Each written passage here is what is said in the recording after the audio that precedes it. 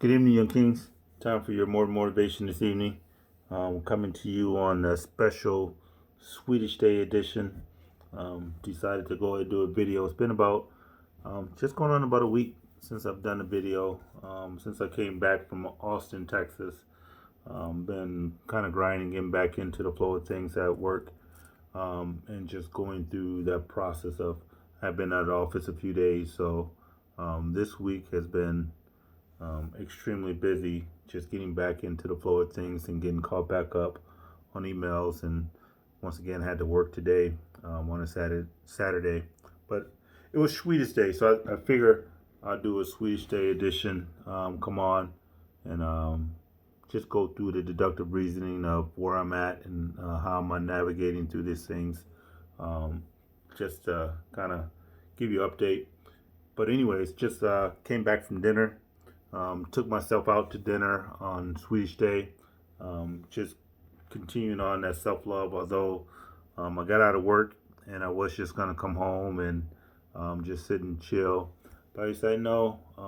Let me go ahead and continue down that vein of self love. So I did do some things. It's some would say when I got out, I did buy some flowers and I took it by the house to the wife. Obviously, she wasn't there. Maybe I'm too late for Swedish Day for her. Maybe somebody else called her for Swedish Day. But anyways, that's regardless of what it is or what it's not. I did my part. I did take flowers over to the house, but decided to take myself out to dinner and just kind of enjoy the evening. And now just kind of reflecting on some things that I've been going through the week. When you're away on vacation and you're having a great time, it's easy to think like, all right, the worst is behind you. But then when you get back into the ordinary things of life, the grinding, going to work, coming home, going to work, coming home, it's easy to get back into a slump, so to speak. So I've been kind of mindful of that, of how I'm processing information going forward. So everything will not be golden. Sometimes it's the bad times that help you appreciate some of the good times. And with that being said, one of the more motivations today, what's been the reoccurring things since I started these videos is that being vulnerable, being open about where I'm at, what I'm thinking, and how I'm feeling. As I stated when I started these videos, is that I wasn't trying to hide some of the feelings and emotion I had. It would be easy for me to come on and do videos about how successful I am and about everything that's going right, but I wanted you to take a venture into some of the behind the scene things of how I was feeling as I was going through this process and navigating this thing called life.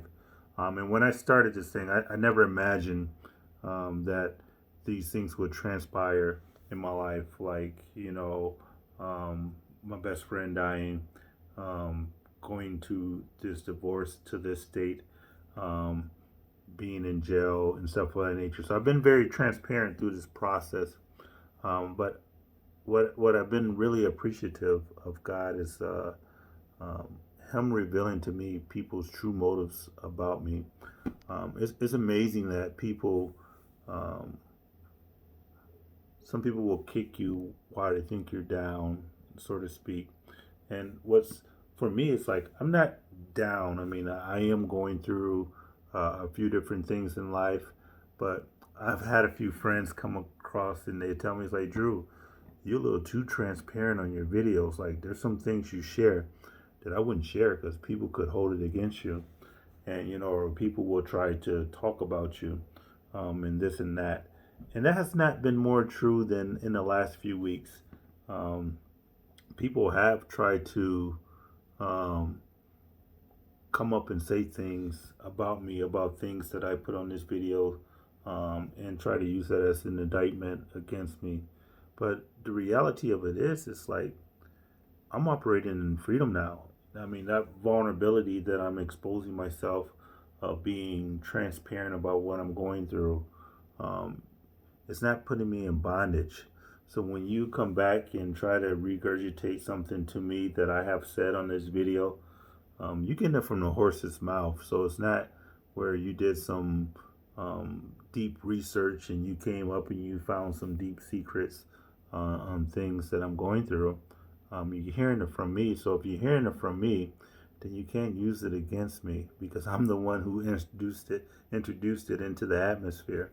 And the purpose behind this video is not for me to air my dirty laundry or other people's dirty laundry, but the reality of it is like is to be transparent and understand like this process is difficult, and I haven't responded to everything well. Some have called me a loose cannon, but the reality of it is it's like um, you can't hurt me with those accusations and stuff of that nature. Um, the reality of it is, this is where I'm at in life.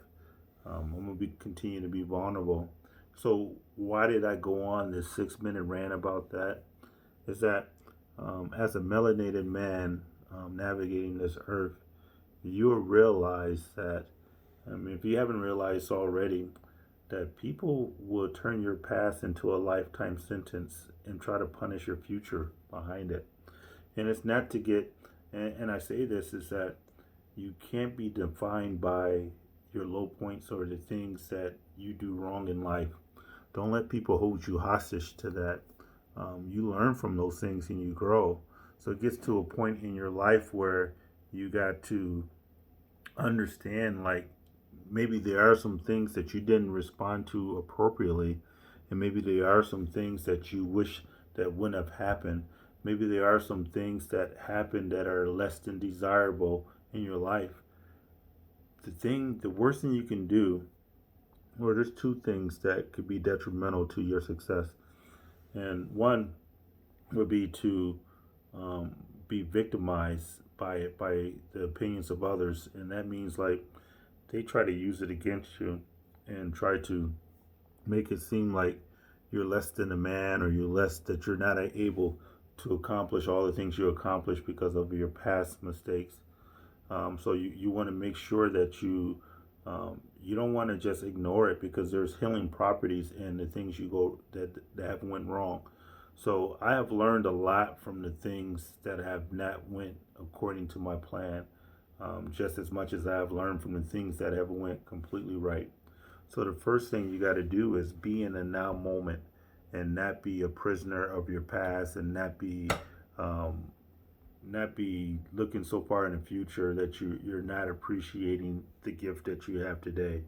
And it is called a gift. That's why they call it it's the present, because it is a gift, and you got to be able to appreciate that. So first of all, you don't let yourself come into that understanding like all your past mistakes.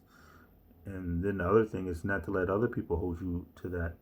And the dark night of the soul, it mentions that in this process where you go through a traumatic event. Shout out to my sister Deborah. She asked me a question um, just about 2 weeks ago.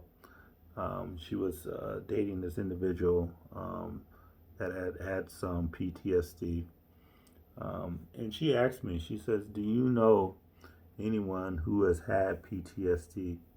And and I replied back to her, says, "Your brother." And the reality of it is that there are some things that I struggle with as a result of things that I have encountered and been through in my life.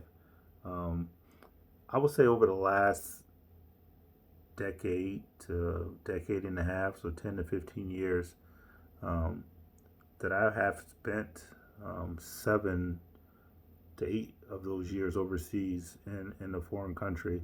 And a lot of those have been voluntary deployments and assignments. The most recent assignment, I was in Africa 3 years. I was in Afghanistan. The deployment was about 18 months, and I was in Kosovo for about 18 months, and then with various different other assignments, short-term assignments in Germany and other different places.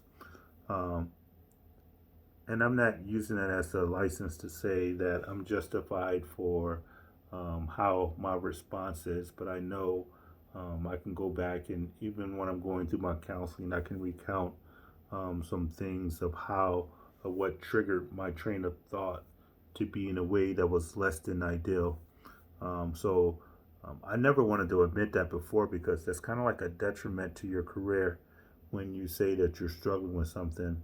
A lot of people think that you're saying you're weak and you're not able to handle things. But the reality of it is, there's so much strength in recognize that you're weak and when it's time to get help.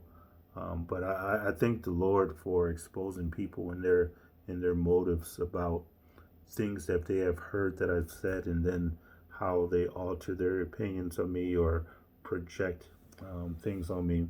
But that's not an indictment of what I've been through and what I'm going through. That's more an indictment on the individuals in themselves. And I realize like I'm experiencing growth in itself. Like I used to be extremely defensive. Now I'm just defensive. I'm not extremely defensive, but I used to be extremely defensive, and that would warrant me to really um, to go off and do various different things. But now I'm just understanding. I'm seeing things for what they are, and my counselor has been talking to me about when people show you who they are, they tell you who they are. Believe them. You know, don't give people that benefit of the doubt to think, well, they didn't mean this, or maybe they just don't have the full story. You got to start believing people and who they say they are, what they want to do. And that's where I'm at in my stage in life is just trying to understand, like, everybody that views these videos are not for me. Some of them are viewing these videos just to get information because they're nosy or they want to try to use it against me later down the line. But the reality of it is, it's like the same trap they think they're trying to set for me is being set for them. I'm in the healing process, so the fact that I'm coming over on here and I'm revealing some things about my life um, is an indication like, hey, and I told you all, if you go back a few videos when I ran the 26 miles and I ran the marathon, God told me He's not destroying me. Now, there are some things that I need to correct before I advance to the next stage. But the reality of it is, it's like when you change your perspective about it, like God is not sitting up on this throne punishing me for all the mistakes. There's a gnat somewhere around here. But it's the reality of it that God is trying to get me to a higher level. And you got to realize some people, there's the thing that some people come in your life for a reason, a season, or a lifetime. And, you can't turn a reason into a season and you can't turn a season into a lifetime. You got to be able to put those people in categories and then not try to make them transition without showing you that they're more than a reason or more than a season, that they're there for a lifetime. So going through that process, like there's some people that are just in your life for a reason, but you want to extend that reason into a season. And if you do that, it's going to be a lifetime of pain and heartache. So you got to be able to understand that, like, everybody has a purpose that you come in contact with in life. There's no accident behind that. You just got to put them in the right category. So when they come in for a reason and they teach you a lesson, learn that lesson. There's a saying that chew the meat, spit out the bone. So that's what you got to do in that period is be able to chew the meat and spit out the bone, because some people will only recognize you from your former self. They won't recognize the growth. They won't recognize the development. They won't recognize your drive, your ambition, and the things that you're trying to do in life. They're only going to recognize the things that they seen you do in elementary, things they seen you do in high school, or even the thing you did yesterday. They will try to hold you prisoner to that and will only let you grow as far as their comfort level is. So they will say, hey, you're just the same, oh, this and you're this and that, or who you think you are. You're gonna you have to have enough personal courage in your journey to be able to understand, like, you're not the sum of the mistakes you made in your past. Your freedom comes from enjoying your presence and creating your future. Like, tomorrow's not here yet. So what you spend today doing should be shaping what you want tomorrow to look like. But if you constantly looking back, then you're not really walking forward into what your future holds. So the purpose of this today is like not to be defined by the mistakes. Like as a black man, there's an era that you have to be perfect. I said in a few videos, like I live my life on stage. Like every mistake I make, people are waiting to say, "I told you so. I knew this. I knew that." And the reality of it is, it's like um, every time I do something, there's a jury out there that want to be jury, judge, and executioner behind that. Um, with that being said, like um, they don't have the authority in which they speak to you. They can't speak into your life, into your future. That's up to you to decide what it is. Um, I realize like the worst position to be in is desiring to change and people not allowing you or wanting you to change. Like they keep trying to define you by moments that you didn't want to have happen in to begin with. So I had some lot of low moments in life, some that I'm not proud of. But as I was talking with my counselor this week, uh, some of them, meaning the SUM, the some of them made me who I am today. Like, had I not experienced those various different trials and tribulations in my life, I wouldn't be who I am today. And who I am today is better than I was yesterday, and it's projecting me into a better future tomorrow. Now, that's not saying that I'm going to be perfect or that I'm striving to be better than anyone. It's just like I'm growing in my understanding of who I am. And when I was talking with my counselor, she sent me some things to go over. Maybe on the next video, I'll go in depth on some of these concepts. But the purpose of what she's trying to get me to do is transition from a performance-based, merit-based relationships and with this world to a mastery. And some of the difference between performance and mastery is that performance based looks for and it needs external validation. Like you got to be faster than the person next to you. You want to get an A in this class. You want to be at a higher level. You want to make more money than such and such. You got to have a bigger house than this. You got to drive a better car. That's all performance based. And a lot of us, we get into this rat race of being performance based. And I recognize in my life is that it's been extremely performance based. Like I feel like if I'm not performing, then I'm not accepted, and I find myself on this hamster wheel, running around doing things, trying to get approval. As I said in some videos, that I struggle with validation. So performance based leads you into a validation led life where you're doing things and um, you're expecting people to reward you or to appreciate you or to acknowledge you because it's all externally motivated. However, when you grow and you mature to a mastery level, mastery is more of an intrinsic assessment of who you are, meaning like you don't compare yourself to anyone else. You compare yourself to where you were previously. So if you got a 75% on the test, and then on the next test come around, um, mastery, and you get 80%, mastery will celebrate that 5% increase. Although it may not be better than the person who got a 96 on the test, that 80% shows that you're growing and that you're maturing.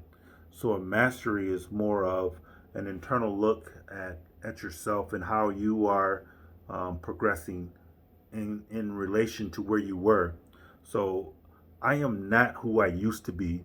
I am not who I'm going to be. And right now I'm in this transition phase.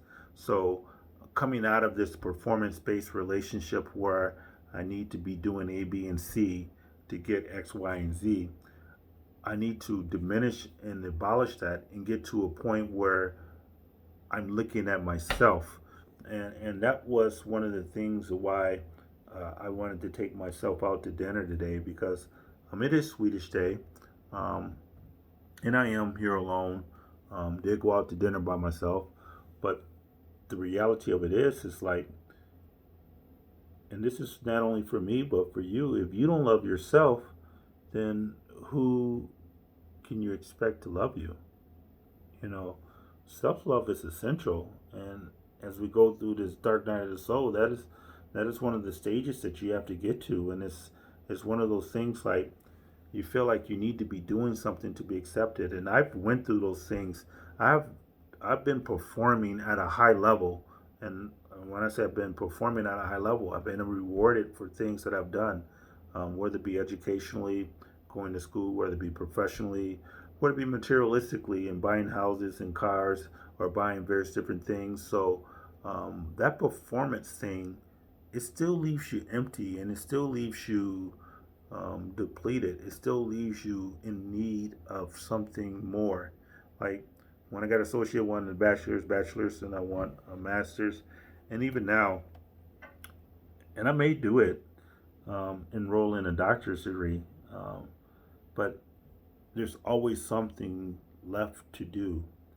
So, but when it comes to mastery, um, it's creating the best version of you there is, and that's this self love thing is where I'm going to now, is creating a better version of me today than it was yesterday, and I am better now. There are some things that I'm still growing in.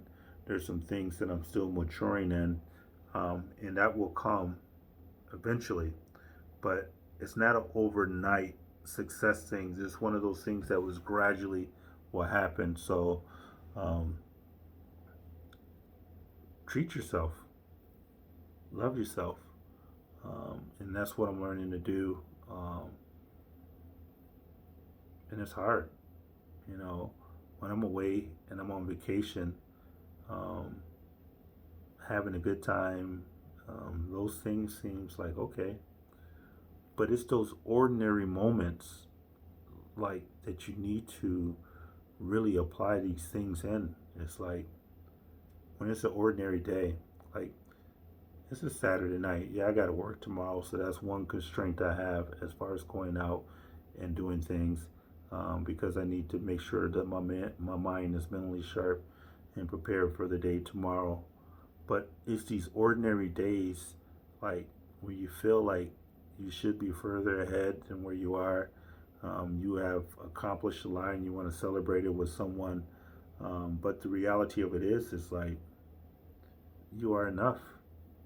Like, do you really need that external validation? And I'm learning that. So in the process of this counseling, my counselor is trying to get me out of this performance base and more to a mastery. And mastery is more learning.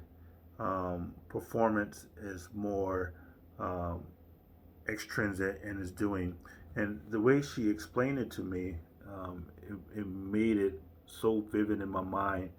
Um, she was saying like our education system in the U.S.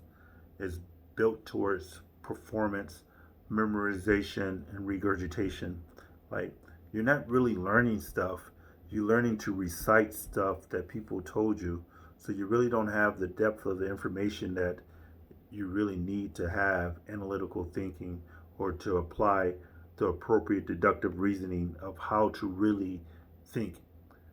So she gave the example that, like, when you go to a US based school, the books are thick and they want you to regurgitate dates, places, people, and they want you to memorize things, so you can regurgitate it in the form of a test. And she compared the American education system to that of the Japanese education system. And she says their books are very thin and they focus on the depth of the information of getting you to really analyze and to think things. So a lot of people think bigger is better. So we have these thick textbooks, that we have to go through and we have to memorize dates, who did this on what date, and reciting things and memorizing things.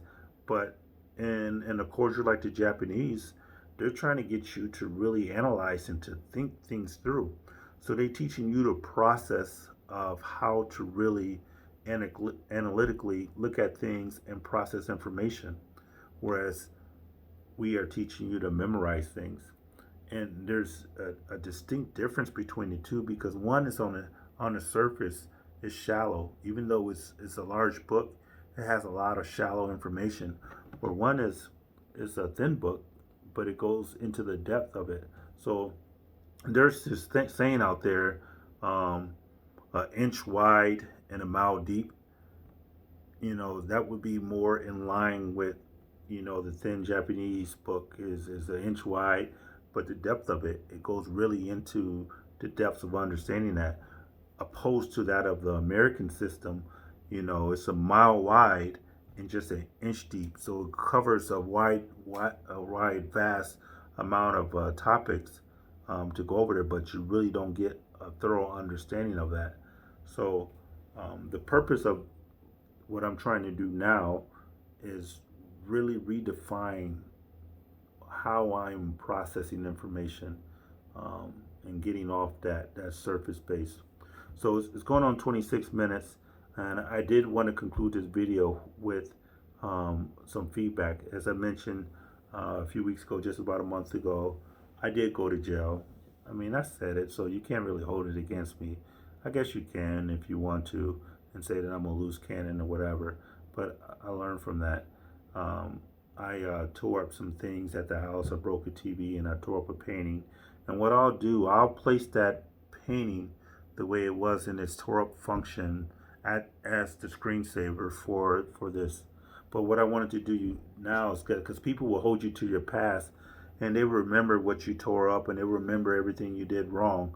But God is restoring me, and I know I'm hard headed, and God is trying to work with me, and He's trying to be patient with me, and I'm making it hard for Him to really do that, but He is still doing it. So I'm going to show you that same picture I tore up. I did take it to the store, to Hobby Lobby, and have them refurbish it. So people will try to hold it against you about what you did wrong, but I'm going to show you, like, God has been telling me, like, you will be restored. So this is that same painting. Like I said, before I flip it around and show it to you, I'll place that painting as the beginning of this video so you can see.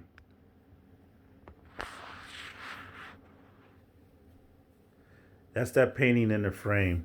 Now, the same painting that, like, this painting was, when it happened, um, it was balled up in the garage, and had I not went back over there to get it, it probably would have been in the trash, because people would have thought, or the wife thought, and the kids thought, that it was beyond repair, um, and that it was destroyed. Now, this painting, it was damaged. It wasn't in the frame before, so this is an enhanced version. This is better than what I bought it. I had this painting commissioned in Africa in 2017 or 18 when I was there, and I think I paid just over $200 or $250 for it. But to get it reconditioned cost me $600, so almost 3 times as much. But what God is telling me is, like, in that, it's like where people will write you off, and that they will say that you're not salvageable, or that you're damaged products. God is saying, like, no, I can heal you, I can change you. It's just going to cost you something. And what it's going to cost me is my ego. It's going to cost me my pride. It's going to cost me being vulnerable, and people with simple minds judging me and not really reacting to it. So, but look at the picture. It's a beautiful, beautiful picture. Look at it. Just give you time to take it in. So there is some indications of there from the scars. I'm going to zoom it in and see if you can see some of the imperfection, because when I'm being restored, it's not back to perfection, but it is going to be a better state. Now you can see down in the bottom here, that is one of the tears that was in the painting. But had a net come this close to it, you probably wouldn't even notice it. But what I'm trying to do is I'm not trying to camouflage anything that I did wrong. But what I am saying is that the same thing you judge as being destroyed, God will turn and make it beautiful again. And that's the story of my life. It will be beautiful again. It will be restored. So what I do with this painting, I don't know. Maybe that's for another video. But we're over 30 minutes now. I'll give you one more look. Have a great day, young kings. Don't be held hostage to others' opinions of you. Live great.